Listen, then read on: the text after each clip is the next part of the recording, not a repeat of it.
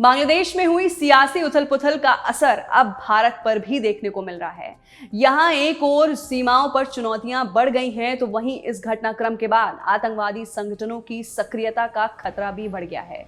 ऐसा इसलिए है क्योंकि भले ही कहा जा रहा है कि बांग्लादेश में शेख हसीना सरकार के खिलाफ छात्रों ने माहौल बनाया हो, लेकिन तमाम खुफिया रिपोर्ट से पता चलता है कि इस हिंसा के पीछे सक्रिय आतंकवादी संगठनों का भी हाथ था, जिनकी साजिश बांग्लादेशी हिंदुओं के खिलाफ भी की थी।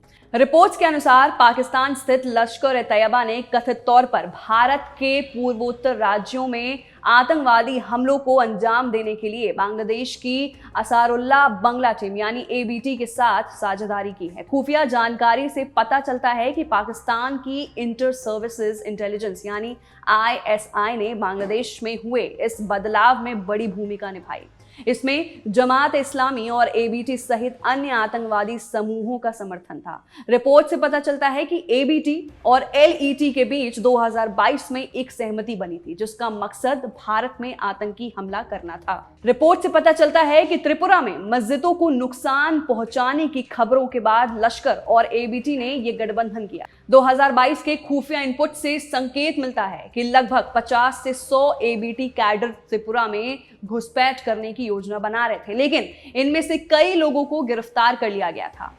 इसकी शुरुआत 2007 में होती है, जब जमात उल मुस्लिमीन नामक एक संगठन चर्चा में आता है, लेकिन फंडिंग की कमी के चलते थोड़े ही समय से इसका प्रभाव फीका पड़ गया। फिर 2013 में ये असारुल्लाह बांग्ला टीम यानी एबीटी के रूप में फिर से सामने आया। 2015 में इस ग्रुप पर बैन लगा। फिर इसने अंसार अल इस्लाम के रूप में अपनी ब्रांडिंग की। 2017 में फिर से इसे बैन कर दिया गया। तब से अंसार अल इस्लाम ने खुद को भारतीय उप महाद्वीप में अल-कायदा की बांग्लादेशी शाखा के रूप में स्थापित किया है। इस संगठन पर बांग्लादेश में कई धर्मनिरपेक्ष लोगों की हत्या का आरोप है। दक्षिण एशिया आतंकवाद पोर्टल के अनुसार 2013 में पूरे बांग्लादेश में लगभग 425 एबीटी अंसार अल इस्लाम सदस्यों को गिरफ्तार किया गया है।